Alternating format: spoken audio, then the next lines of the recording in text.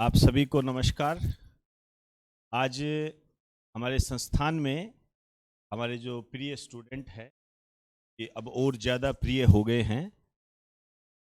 उनका सिलेक्शन हुआ है कंप्यूटर अनुदेशक में। उनसे मिलवाना चाहूँगा आपको, तो विपिन विपिन को भेज दो।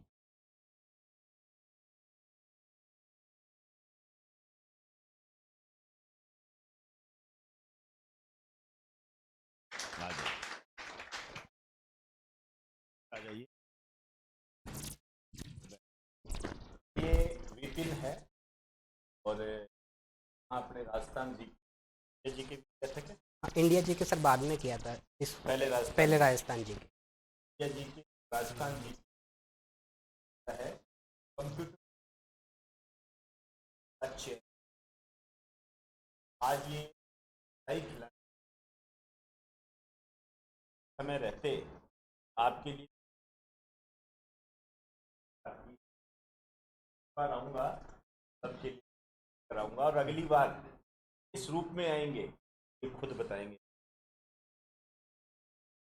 बड़े एग्जाम की तैयारी कर एग्जाम को क्लियर करने के तन मन धन से लगे हुए हैं और उसी दिशा में काम कर बात हुई ताकि सर कंप्यूटर आ दे एग्जाम और क्लियर कराना कर दूंगा, लैंग्वेज कर दूंगा। बात हो कि आप बताओ इनको क्या आपका सिस्टम। सबसे पहले तो ये कि अपना एक टारगेट फिक्स होना चाहिए अपन, यानी कि अपन जब ग्रेजुएशन करते हैं या जब अपन 12th में आते हैं उसके बाद से अपना टारगेट फिक्स होना चाहिए कि अपने को किस फील्ड में जाना है। यूँ नहीं कि जैसे कि आपकी अपने को एसएससी में जाना है या बैंक में जाना है या फिर राजस्थान में जाना है। राजस्थान पर्टिकुलर कौन से एग्ज़ाम जाना है, रीट में जाना है या सेकेंड ग्रेड में जाना है या थर्ड ग्रेड में जाना है या वीडियो में जाना है या पटवारी में जाना है। एक वो फिक्स टारगेट होना चाहिए अपना। अपन एक साथ क्या है, दो दो तीन तीन वैकेंसीज़ को लेके नहीं चल सकते आजकल जिस हिसाब का जो कंपटीशन है उस तरीके से। तो सबसे पहला तो ये है कि अपना टारगेट फिक्स करना चाहिए अपने को, क्योंकि जो सिलेबस है वो पोस्ट टू पोस्ट जो है वो चेंज होता रहता है। जैसे अपन थर्ड ग्रेड की भी बात करें रीट की, उससे सेकंड ग्रेड का सिलेबस बहुत ज़्यादा डिफरेंट होता है चाहे वो टीचिंग लाइन ही होती है पर सिलेबस उनका बहुत डिफरेंट होता है और अपन उसको कवर नहीं कर पाते। तो अपने को एक वैकेंसी को टारगेट करना चाहिए और आगे उसी वैकेंसी की प्रिपरेशन करनी चाहिए और हर चीज़ सिलेबस के अकॉर्डिंग ही चलनी चाहिए। तो जो भी चीज़ एग्ज़ाम में आती है वो सिलेबस के इनके अकॉर्डिंग आती है। इनके कहने का मतलब है कि एक चीज पढ़ गए ना का पीछा मत छोड़ो, का इनका। जी सर। और कंप्यूटर अनुदेशक की जो आपने तैयारी की इस तरीके गलतियां कर रहे हैं, गलती ना करें। कंप्यूटर अनुदेशक में दो पेपर होते हैं। एक होता है जीके प्लस मैथ्स रीजनिंग का, यानी जिसको नॉन टेक्निकल बोलते हैं, और एक टेक्निकल होता है जिसमें कंप्यूटर के सब्जेक्ट्स आते हैं। तो मेरा खुद का कंप्यूटर से बैकग्राउंड था तो वो कंप्यूटर के सब्जेक्ट तो मेरे लिए ईजी थे कवर करना, पर राजस्थान जीके जो है थोड़ी सी टफ पड़ती है उसके अंदर। तो मैंने जब स्टार्टिंग में देखा तो जैसे अलग अलग सब्जेक्ट की अलग अलग बुक्स पहले मैं लेके आ गया था, यानी सर, यानी जैसे भूगोल की लेके आ गया, राजस्थान भूगोल की, हिस्ट्री की, ज्योग्राफी की। इनके जब उनको खोल के देखा तो यानी एक एक पेज पढ़ा उसके बाद पढ़ने का मन नहीं करा।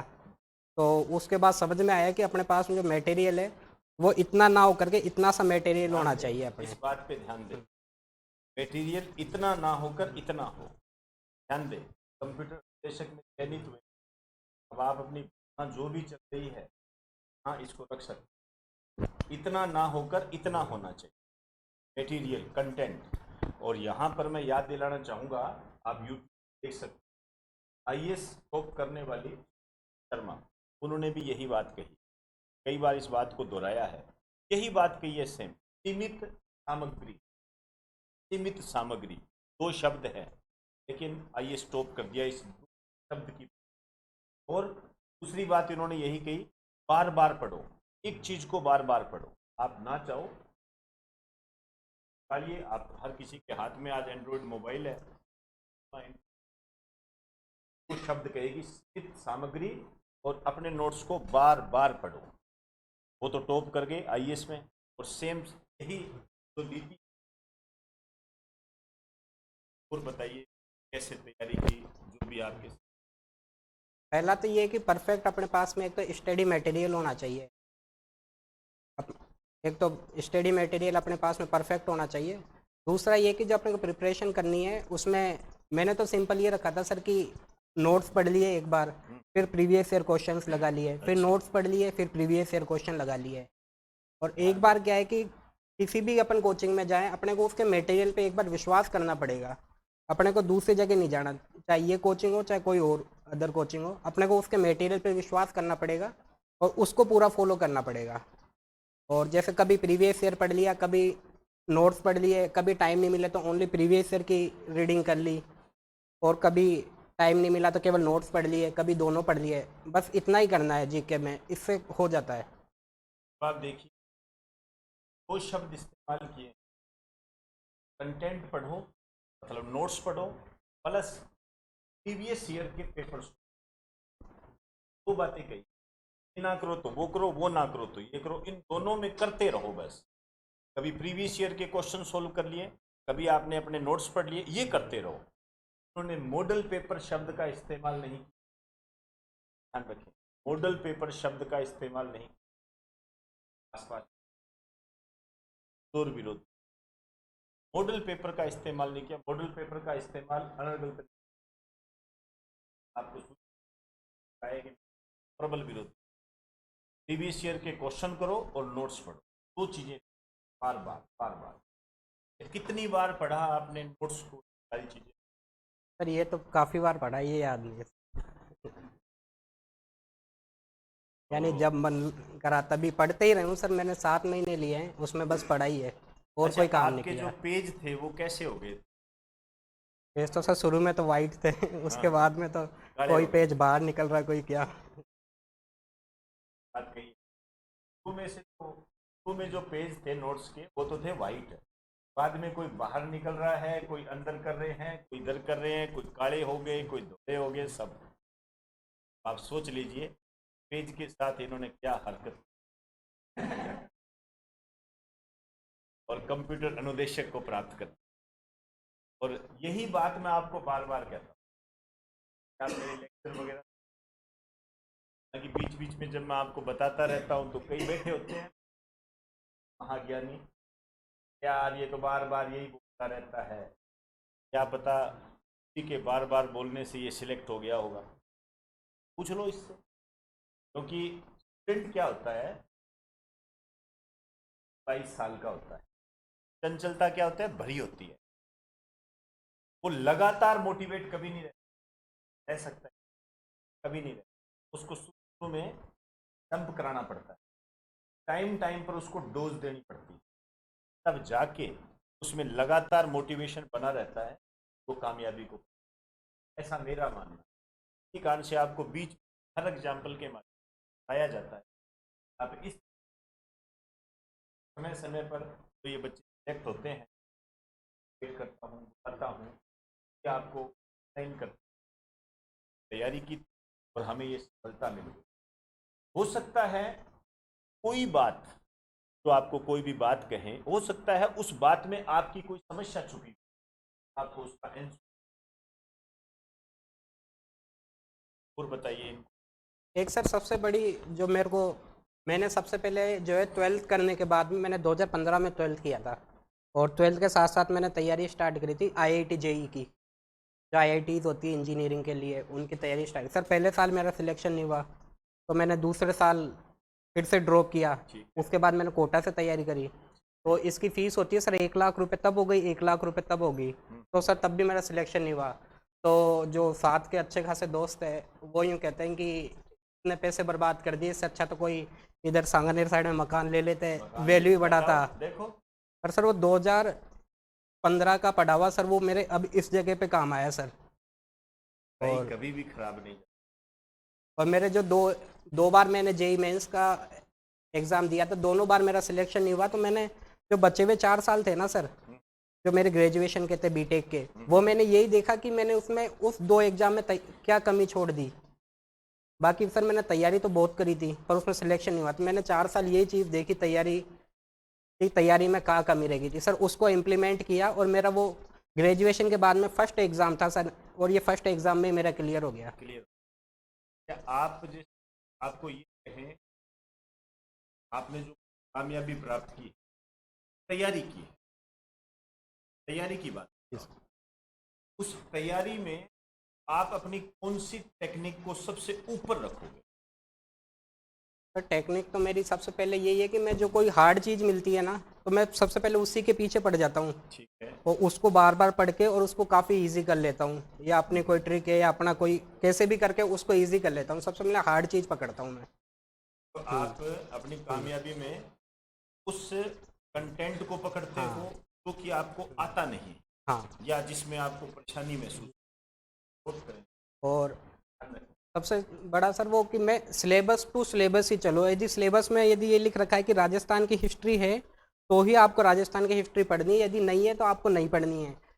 बाई चांस कोई क्वेश्चन बाहर से आ भी जाता है तो बाकायदा जो डिपार्टमेंट होता है, रिलेटेड डिपार्टमेंट है, वो अपने को उसका बोनस देता है, तो अपन उसको कोर्ट में भी वो कर सकते हैं, खुद डिपार्टमेंट खुद ही कर देता है। तो कोई चीज़ कभी बाहर से नहीं आती है, हर चीज़ कोर्स में से आती है और कोर्स में से ही अपने को पढ़ना है। यानी ये कहने का जो मेरा मतलब है ये है कि आपको क्या पढ़ना है, क्या आपको जानकारी होनी। तो यदि आपको जानकारी नहीं है, जानकारी सबसे पहले प्राप्त करनी, क्योंकि जैसे आपके कोई भी आपके कंप्यूटर, तो आपको ये पता होना चाहिए, ये नहीं पता इसमें से क्या पूछा जाएगा, मुझे ये जानना है। अब इस जानने के स्रोत में कुछ भी आप करो, टीचर से मिलो, तो संबंधित बुक्स है, आपका काम चलता है तो वो लीजिए, आप उसको फॉलो करो, जो भी आपकी रिक्वायरमेंट हो आपकी। जैसे मैं बड़ा था, सुबह 2 बच्चे आते हैं, और वो जो बच्चे आते हैं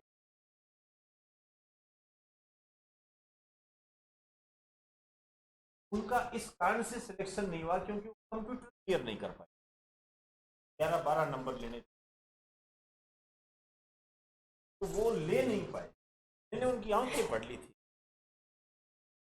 आंखें पढ़ ली थी, बड़ा दुख, नहीं वो अपने आंसू के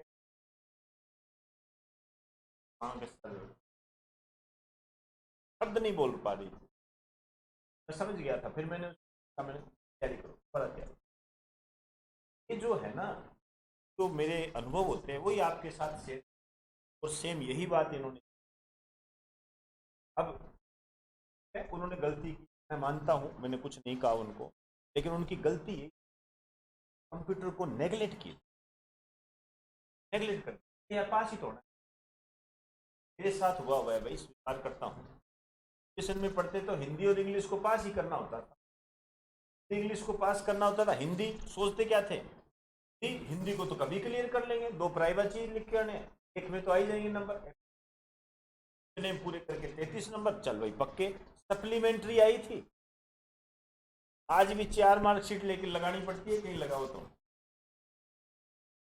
थी, दोबारा देना पड़ा था उसको। ये मेरे अनुभव है, कुछ अक्सर देखा है, आपको लताड़ता भी रहता हूँ, अधिकार है और आपकी रिक्वायरमेंट भी है, रिक्वायरमेंट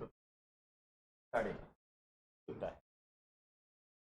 इस स्टूडेंट को, जिस लड़के को या लड़की, माता पिता और टीचर ने कहना बंद कर दिया, बात करने की बर्बादी है, बर्बादी होता है।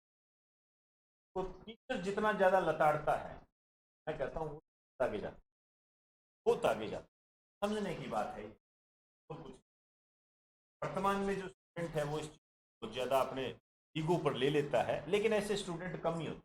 मैं मेरी क्लास की बात करूं तो कोई नहीं, कोई नहीं, मेरा सौभाग्य है, एक भी बच्चा ऐसा नहीं है तो मेरी बात से नाराज होता, कहता नहीं सर ने कहा है तो ठीक ही कहा होगा, खुद के थप्पड़ मार लेता है, मेरी गलती, मेरी क्लास में, ये मेरा सौभाग्य। लेकिन आप जानते हो कि मैंने हर जगह पढ़ाया हुआ है, नहीं, मुझे ऐसी उपलब्धियां कम ही मिली। हालांकि एक टीचर होता है ज़्यादा बात नहीं करता, लेकिन फिर जो आसपास देखते हैं ना, बड़ा अफसोस होता है, दया आती है कि यार देख, पढ़ा लिखा आदमी है,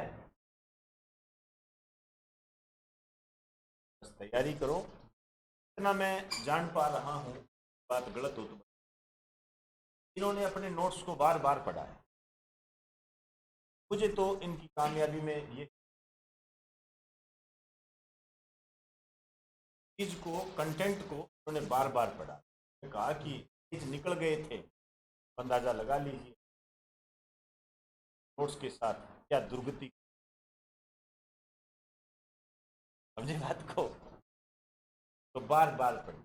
और कुछ आप? दूसरा सर मैं ये कहूँगा कि अपनी जो प्रिपरेशन की जो वो इनिंग होती है ना प्रिपरेशन की, जब अपन एग्ज़ाम पास करते हैं उसके बाद से नौकरी लगने के बीच में, वो इनिंग मिनिमम से मिनिमम होनी चाहिए। यानी कि सर कई, जैसे मैं कई बार देखता था सर कि बच्चे आते थे कि हाँ मैं ग्रेजुएशन के बाद में 2-3 साल तैयारी कर लूँगा, फिर ये एग्ज़ाम दूँगा, इसमें सेलेक्ट हो जाऊँगा। तो सर ये 2-3 साल ना करके इसको सर अपन मिनिमम से मिनिमम करने की कोशिश करें। जो अपनी ये इनिंग होती है ना प्रिपरेशन की, ये सर एक बार बढ़ जाती है ना, तो फिर सर वो बढ़ती चली जाती है अपने को, फिर वो ना तो अपना माइंड काम करता है उस टाइम पे, तब क्या है कि अपन फिर उस लेवल तक नहीं पहुंच पाते, 1-1 2-2 नंबर से रहना स्टार्ट हो जाते हैं फिर अपन। बिल्कुल, ये और कहने का मतलब है कि हम कर रहे हैं, आप सेकेंड ईयर एक अभी एक बच्चे का एडमिशन 12वीं क्लास कर, 12वीं क्लास जो करके आया है यार, अब आप सोच 12वीं क्लास में वो तैयार कर रहा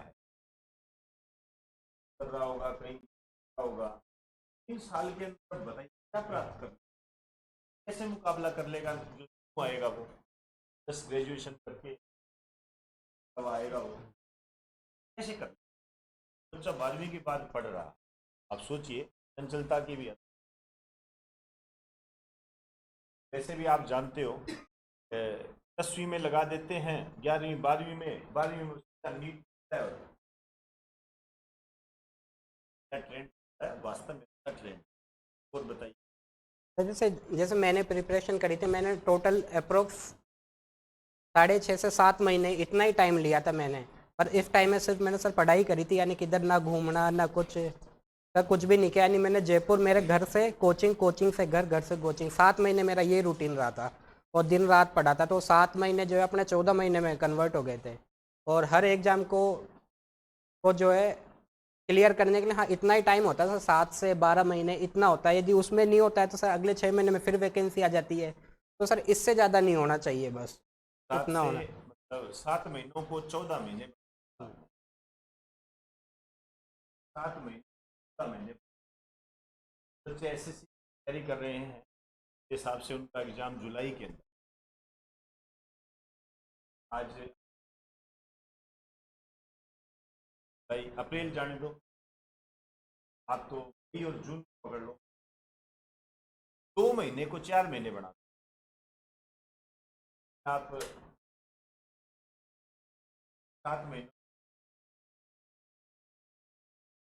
आया है, कहा है 7 महीने 14 महीने बना, तो आप भी 14 महीने।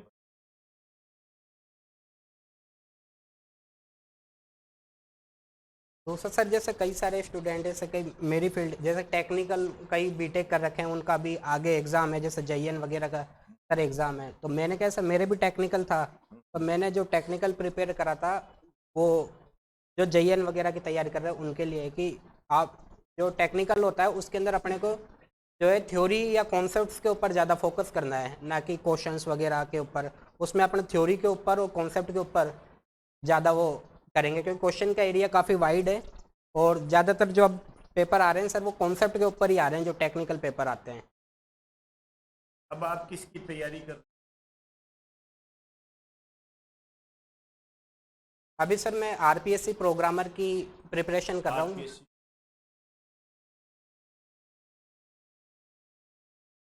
नहीं सर अभी नहीं है। आने वाली है, हाँ प्रस्तावित है, हाँ प्रस्तावित ही है सर ये तो। 200-250 का। हाँ आपसे बड़ी जो जी सर। और कुछ आप लोग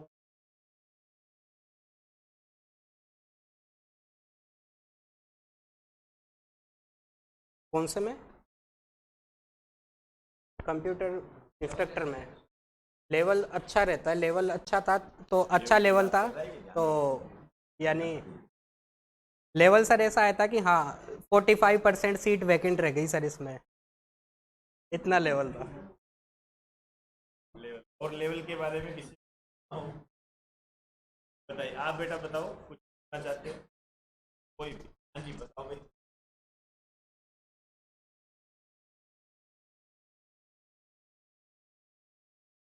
हाँ, ये जो यहाँ के टेस्ट है ना वो पूरे प्रीवियस ईयर के ही वो होते हैं, कोई नया ध्यान दो। क्वेश्चन नहीं होता वो।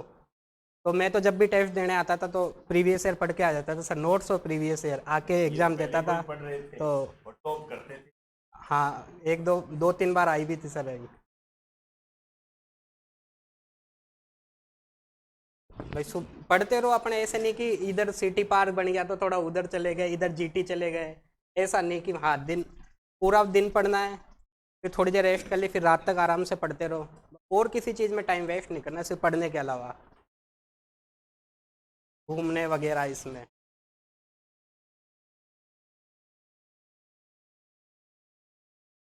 काम का पता नहीं, मैं बस खाना खाने का टाइम और उठने नहाने धोने का टाइम, इसके अलावा पढ़ना। देखो बात सुनिए, थोड़ा सा आपको मानना पड़ेगा।